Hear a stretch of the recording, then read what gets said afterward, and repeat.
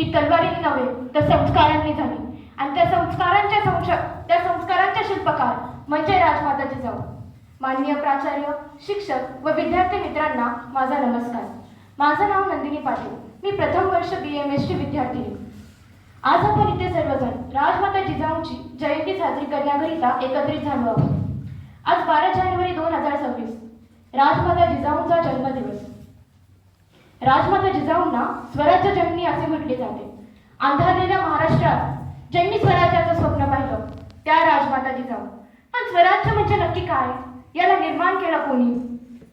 शहाजीराजांच्या सांगण्यावरून राजमाता जिजाऊ पुण्यात आल्या. भयार झालेलं पुणे, यवनांनी उद्ध्वस्त करून टाकलेलं पुण्याला.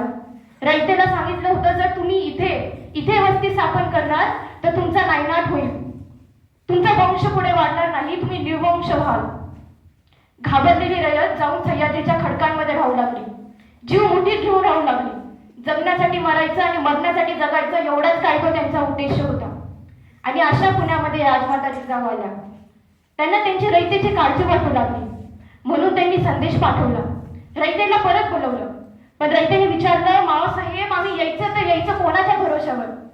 तेव्हा महासाहेब म्हणला, तुमच्या शिवबाराजांच्या भरोश्यावर या, तुमचे राजे समर्थ आहेत.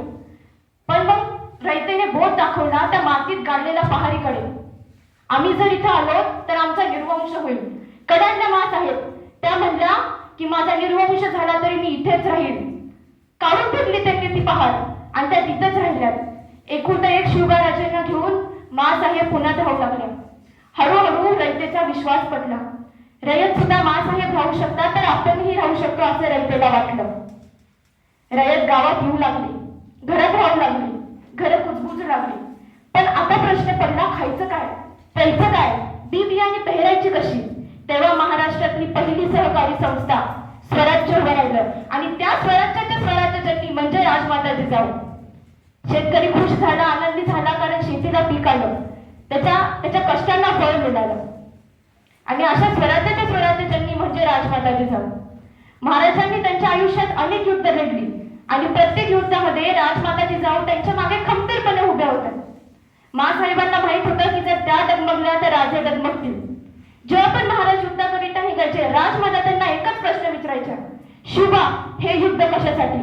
आणि जेव्हा उत्तर असायचं स्वराज्यासाठी, जनतेसाठी आणि धर्मासाठी, त्या म्हणायचं जा, पण राजा म्हणून जा. तर कधीच त्यांना म्हणलं नाही की तू माझा मुलगा आहेस, सावध राहा. अनेक वेदना मनात ठेवून स्वराज्याचं भलं मोठं स्वप्न राजमातांनी शिवबाराजांना दाखवलं. जेव्हा पण कोणी स्त्रियांवरती वाकडी नजर टाकली तेव्हा वाघिणीने डरकाळी फोडली. अंगणातली तुळस, गोठ्यातली गाय आणि घरातली माय यांच्यावर जर कोणी वाकडी नजर टाकली तर त्याची दर केली जाणार नाही. आणि त्यांनी शिवबाराजांना सुद्धा हेच शिकवलं. महाराष्ट्रात गाजलेली ती पहार काढून ज्या गुरुमाऊलीने गुलामगिरीच्या छाताडावर प्रहार केला त्या राजमाता जिजाऊंना माझा मानाचा मुजरा. जय जिजाऊ, जय शिवराय.